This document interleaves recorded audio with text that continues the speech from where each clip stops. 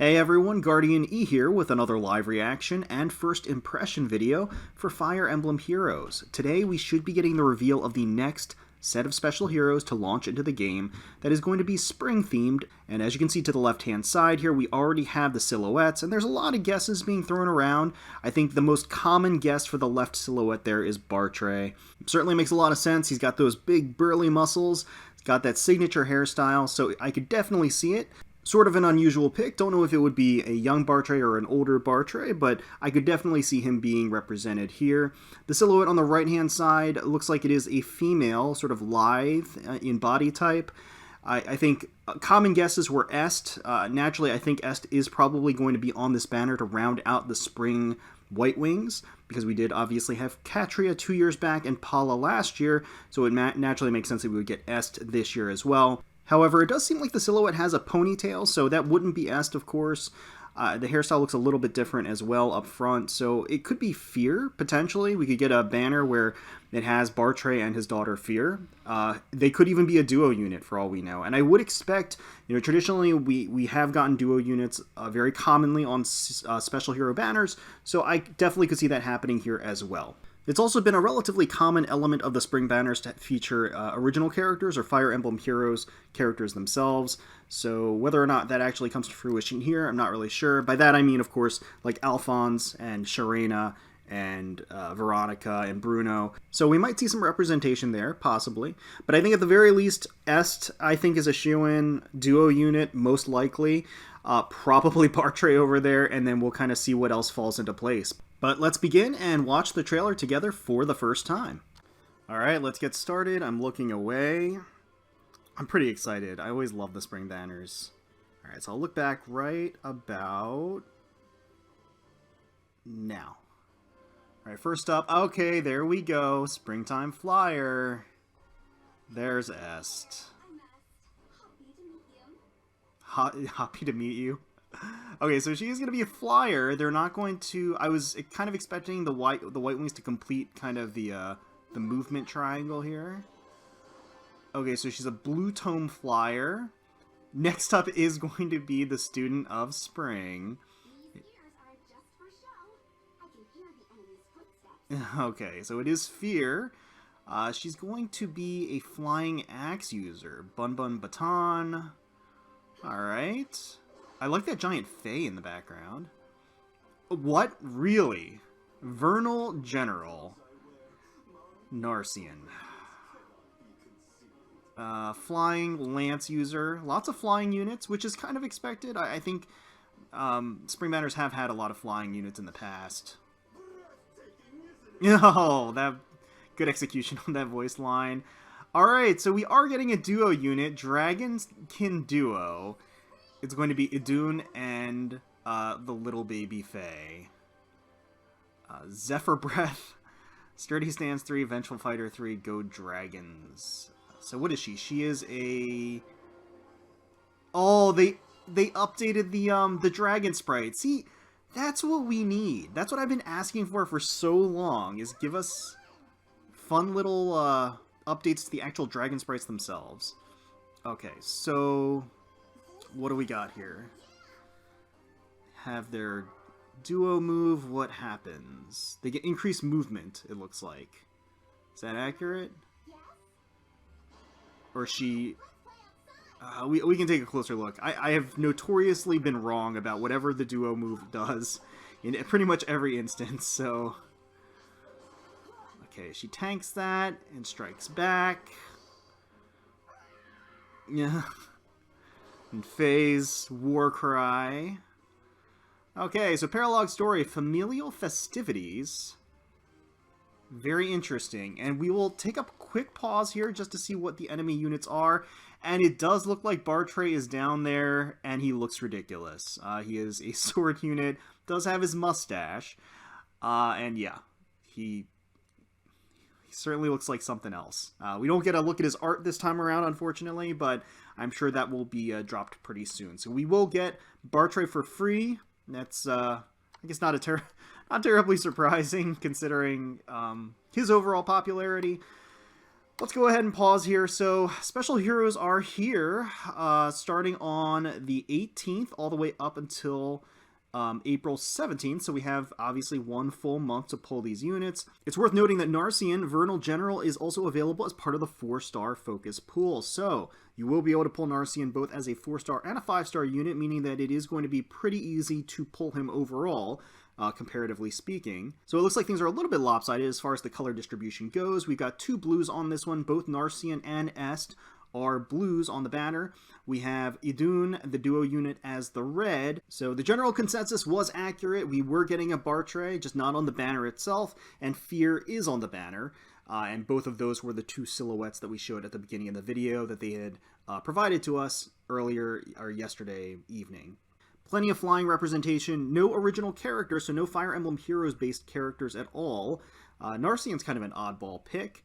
Est, again, we were expecting, so Est was another kind of correct guess, I think, that all of us were expecting, so it kind of met all of those needs. I love the spring banners. I think they're thematically so much fun. I think they're great. For this banner in particular, I don't know if I'm really in love with the character choices, to be completely honest, at least to the point where I would be spending any orbs for it. I'll have to think about it. Est, look, I'm really happy for Est fans out there. For me personally, Est is my least favorite White Wing, so I don't know. I mean, I might go for it just to kind of complete the set. But for Est fans out there, I'm certainly happy that you're getting a variant of her in the game. Flier seems fun, Narcian seems hilarious, and Idunn looks pretty good with Faye over there as well.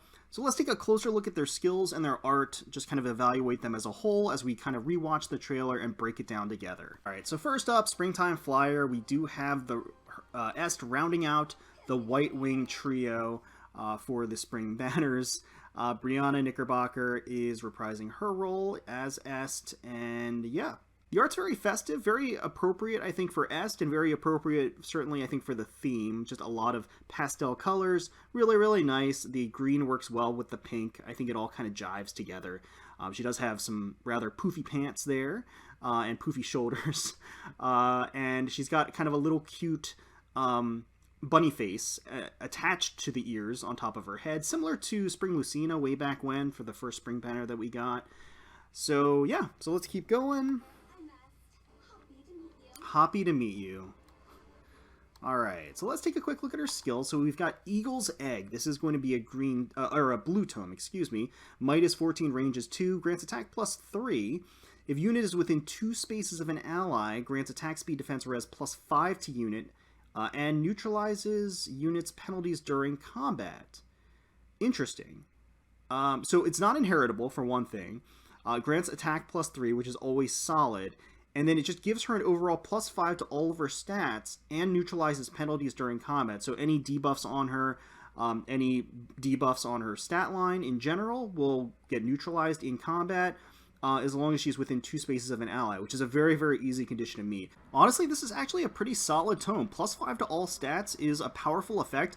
Neutralizing her debuffs means that she's not going to ever be kind of behind the 8 ball as far as being marginalized because of, you know, a series of debuffs that are on her. So those are all like, it makes her a consistent attacker. So the main thing I would take away from this is that consistent tome. As long as you're within 2 spaces, you get a whole bunch of buffs. You don't have to worry about debuffs on player phase, on enemy phase. She can kind of do it all, depending on where her stat line is. But it's solid. It's overall solid. Nothing like terribly special about it. But like the fact that she is able to kind of completely neutralize debuffs just by being within 2 spaces of an ally is a pretty powerful effect overall. That's actually probably even more remarkable than the plus 5 to all stats, which, you know, is nothing to sneeze at. Moonbow for her special. 30% of defense and res of her opponent. Fury 4 for the A slot, another source of Fury 4, grants plus 4 to all stats, and then after combat deals 8 damage to unit. Okay, so for the B slot, she's got Chill Attack Res 2. At start of turn, inflicts attack res minus 5 on foe on the enemy team with the highest attack plus res total through its next action. So this is going to be an expansion of the chill skills, more in line with what we've seen on with the shrine structures in Ether raids.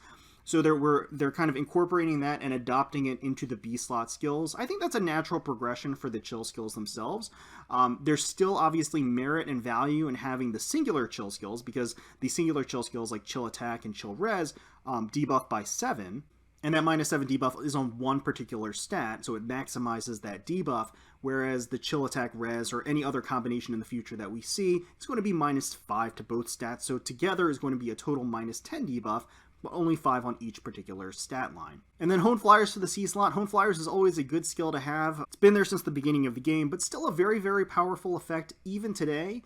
And it's certainly more available nowadays than it used to be, but even so, still a very great C-slot skill. So let's keep going. Well, she's got the eggs floating, she's got the flowers behind her. That's cute art. It's lovely weather indeed. Plenty of, it's raining eggs apparently. Oh, it's carrots. Carrots are flying down. Alright, so Student of Spring, we're going to get Flier here.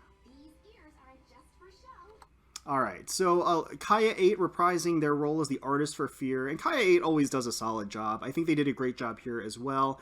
It's got that carrot that looks honestly more like a sword than an axe. I guess that's that's kind of in line with the fact that Flier maybe doesn't want to let go of practicing the blade, and she is kind of reluctantly using it as an axe. I don't really know. But regardless, Flier looks great here, continuing to be voiced by Liv. Her outfit, a little bit more traditional, slightly more of a traditional bunny outfit, a little bit more casino-esque. She's got a little bit kind of like the suit ensemble with the coat, the sleeveless coat, sport coat almost on her. But she looks good. She's rocking it pretty well, and the palette certainly suits her, at least for this particular theme. Alright. So let's take a pause here. So Bun Bun Baton is going to be her weapon, which is a unique weapon for her. It is a 16 might weapon. Effective against armor units. Interesting. Okay, so accelerate special trigger cooldown -1, so it does have a slaying/killer effect. Effective against armored foes. Neutralizes effects that guarantee foes follow-up attacks and effects that prevent units follow-up attacks. Interesting. This is an armor killer right here. She is going to just destroy and obliterate armors, is what this is telling me. Special trigger -1, always a solid effect. Always opens up new possibilities for a unit in general. Effective against armor foes is always solid. Neutralizes effects that guarantee follow-up. So that last effect means all of the wary fighters, the vengeful fighters, the bold fighters, those all get neutralized by the Bun Bun Baton. And that renders a lot of armor units crippled when going up against her. So that is really singularly powerful with respect to strictly that. So if you need an armor buster, a good armor buster on a flying team, Flier could definitely serve that purpose just from her weapon alone. Harsh Command Plus for her assist neutralizes target allies' penalties from skills like Panic, Threaten, etc., and negative status effects, preventing counterattacks, restricting movements, etc., that last through allies' next action. Converts any penalties on target ally into bonuses. Harsh Command Plus is actually a decent skill. I always harp on the fact that most assists out there, if you're not going for arena scoring specifically for just additional SP, most assists out there aren't as good as the movement and reposition-based assists in general. Harsh Command Plus definitely has a lot of uses, I would say, just because of the sheer number of penalties and debuffs that are out there. Harsh Command Plus is just, it can see a lot of use on a team potentially. Unfortunately, Harsh Command Plus isn't really that widely accessible, but it looks like it is on Flier here, so if you're looking for some Harsh Command Plus, you can always pull it from her. Attack speed solo 3, if unit is not adjacent to an ally, grants attack speed +6 during combat. Okay, alright.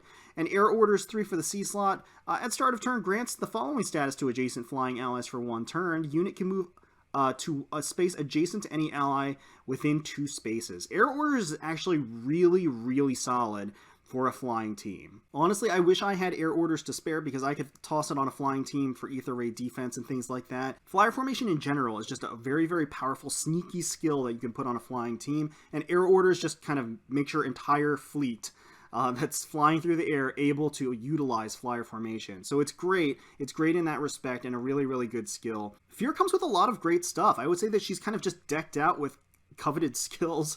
Harsh Command Plus, Attack Speed Solo 3, Air Orders 3, those are all great things that you could see on a lot of different units. And I could see people pulling for Flier just for that alone, to be able to have those skills kind of in their bank so that they could put them on units that they actually use. Flier herself looks solid. I mean, again, she looks like she's kind of pigeonholed into this niche of taking out armor units, at least from her weapon alone, but her stat line may open up opportunities for her to do all kinds of things as a flying axe user. There aren't that many flying axe users. They're out there, but they vary a lot with their different stat lines, and depending on what Fier's stat line has, it could really open up opportunities for her to just be used as a generalist flying axe user. So I'm eager to see what her stat line actually is. Her weapon obviously caters itself to being an armor buster, and the rest of her kit seems to be a lot of just utility-based skills that you could probably toss on other units. Not to say that Flier couldn't take advantage of them, but it seems a little disjointed, I guess, in terms of what the skills can do. Like attack speed solo, it's kind of random outside of air orders, because air orders kind of ensures that units are going to be flying next to her in a flyer team, more or less. So the solo skill doesn't really, I feel like, work totally with the order skill. Harsh Command Plus is an interesting support skill, but doesn't really necessarily mesh with any of the other skills that she has, or at least synergize, I should say. Harsh Command Plus is just utility, it's general utility, but I just don't see how it necessarily fits in particular with the rest of her kit. But overall, solid stuff. I'm eager to see what her stat line brings us. So let's keep going. Okay, check out her art here. It is very cute. She's got the little cottontail at the back there. So she is kind of flying forward, very action-based pose as she's taking out that green thief. And then here's the Vernal General. Yeah, so Narcian is looking absolutely fabulous here.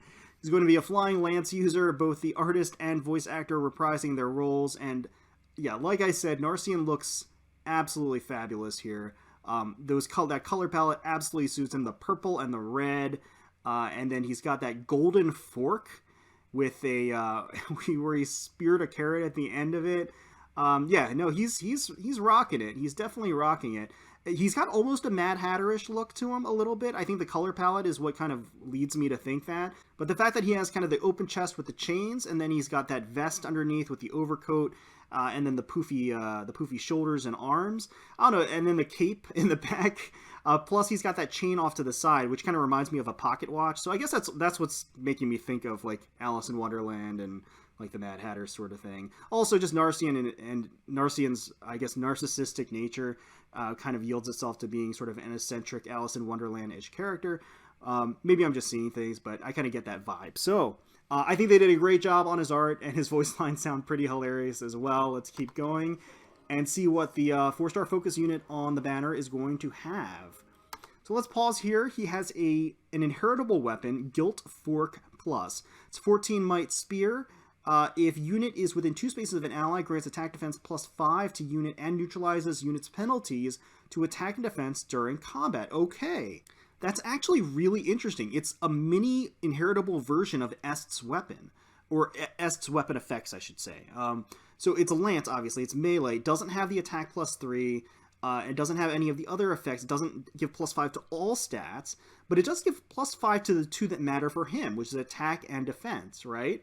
Since he's going to be engaging in melee range. And then neutralizing the unit's penalties to attack and defense is a powerful effect. For an inheritable weapon, that is a solid effect for sure, with such an easy condition to meet. So it's definitely a solid spear, I gotta say, depending on the stat line. I would say that probably more for generalist mixed phase tanky units, that's where you're going to want to put the Guilt Fork on, but I could definitely see it working on those individual units, because again, it works on both phases. I think that's kind of the key thing. Oftentimes you'll see weapons that will increase attack and defense, but only on a particular phase, or only being able to be utilized best on a particular phase. The fact that this is mixed phase makes it a little bit more multi-purpose. Vengeance for the special. I believe the original Narcian had Vengeance for the special too, so that's not surprising, I suppose. Chill speed 3 for the B slot. At start of turn, inflicts chill -7 on foe. We were talking about the singular chill skills. I think that they are still valuable, despite them starting to introduce the dual chill skills. But chill speed 3, this is going to be an easy source for chill speed 3 since he's a 4-star unit. So very, very accessible, very easy to get. If you're looking for chill speed 3, might be worth going in and grabbing a couple of Narcians if that's what you need for your team. Lance Experience 3, interesting. We haven't seen these C-slot skills for experience gain in a long, long time. Not really surprisingly, they're not terribly exciting or terribly useful, to be completely honest, but it sounds like they're trying to just round out the skills for all of the weapon types that they can. And the Spring Banner was the first time that they did introduce these types of skills, so it would make sense that they would bring it back on a spring-based banner. Let's keep going. Take a look at Narcian's art here. His attacking art. That line is awesome. Hold on, let's back it up a little bit. Oh, that's so good.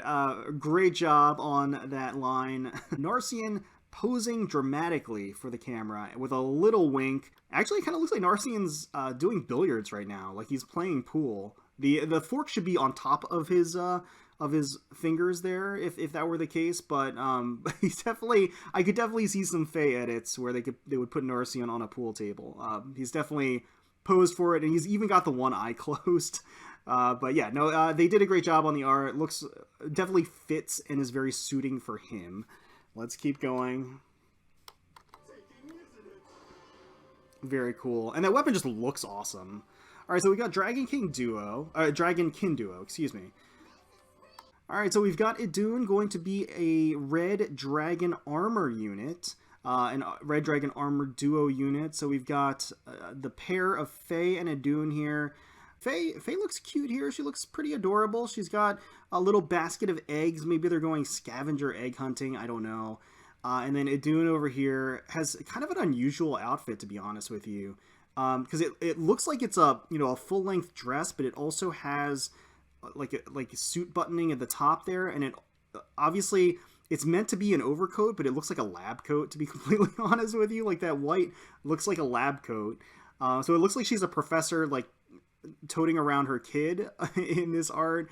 And then I don't know, the ears kind of look weird too, because it's like a weird headdress, like almost like a poofy hat, so that to keep her head warm, but then it's got like little ears at the top. I gotta be honest, I'm not in love with Idunn's design here. I feel like it's a little bit weird. I don't know. Maybe it's just me, but I feel like the duo itself is a solid one. They're probably going to have some really cute voice lines together as a pair. But otherwise, I'm not really in love with the design. Maybe it'll grow on me over time. I don't really know. But I just think it's a little bit of a weird combination right now. So let's keep going. See what their skills, I should say, are all about. Alright, so we got Zephyr Breath. It's a 16 might weapon. It's effective against armored units. It grants res +3. If a bonus granted by a skill like Rally Hone is active on unit, or if unit is within 2 spaces of an ally, neutralizes unit's penalties and inflicts attack -6 on foe during combat. Ah, okay.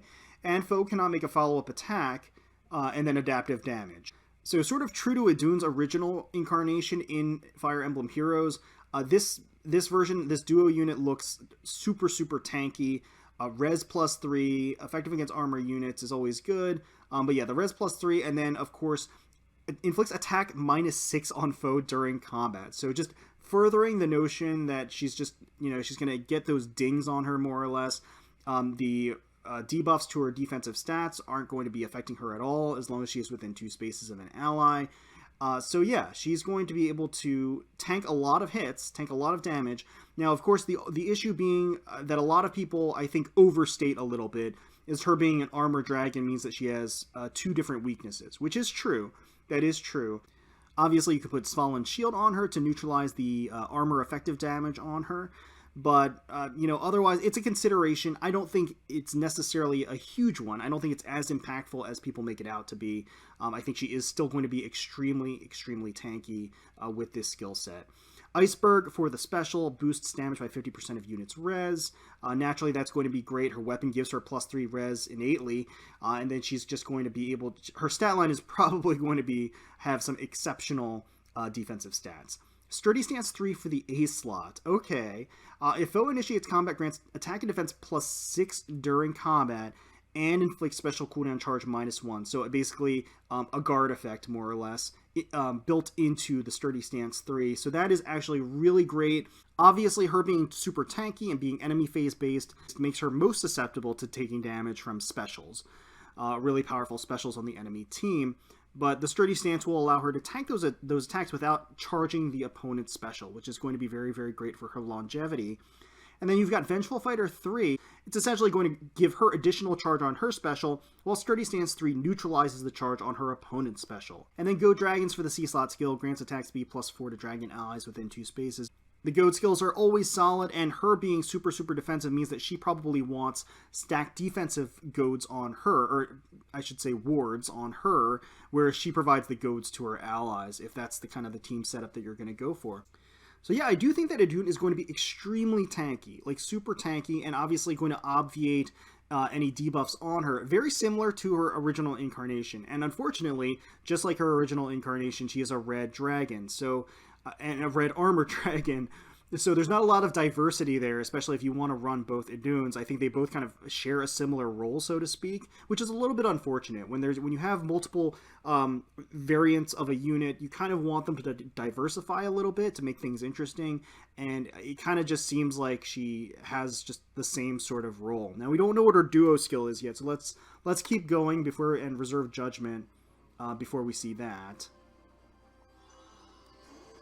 Okay, and I've got a note about the dragon sprite here. I have been complaining about the dragon sprites in this game for what feels like years, and they are finally having some sort of a festive effect. I mean, it's not the little flowers. It's a nice touch. Like, it's a nice touch. It's cute, and that's all it takes to satisfy me. They just need to change up the dragon sprites a little bit, because if they're gonna go out of their way to make these elaborate sprites and then alternates of these dragons of unique sprites, then they gotta like just change it up. And so they have here, which kudos to them.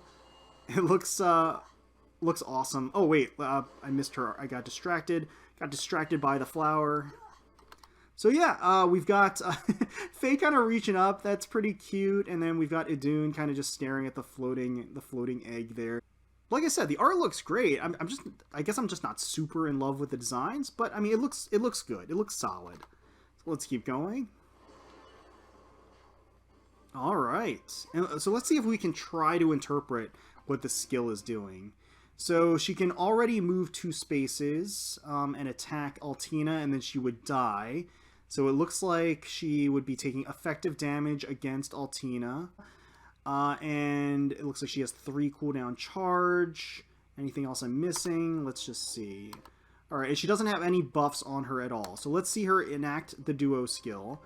And it has a giant effect around her. Wow, that is impressive. So it looks like the area of effect is 5 spaces centered around her, both vertically and horizontally.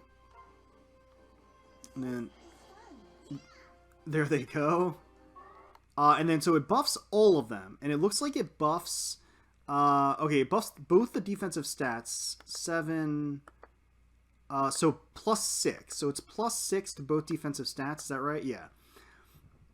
So first and foremost, we know it's +6 to both defensive stats. Nothing on the special cooldown charges as far as I can tell. There are both flying and armor units on this team, so it is affecting both of them.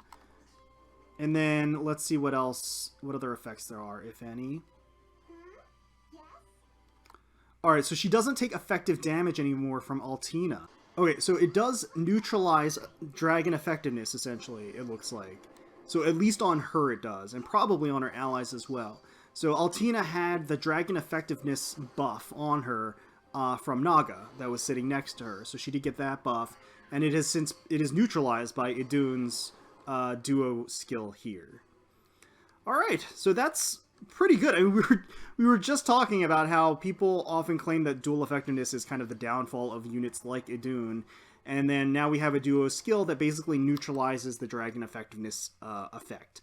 And then, of course, we have Svalin Shield, like I said, that also neutralizes armor. So you can effectively make her so that she doesn't have any movement-based weaknesses at all if you were to, choose to go that route. So solid stuff. That duo skill certainly does give her some distinctiveness over her original version, granting her that defensive buff of +6 to both stats, and then also just removing the dragon effectiveness, or the dragon effective weakness on her as well. So solid stuff overall.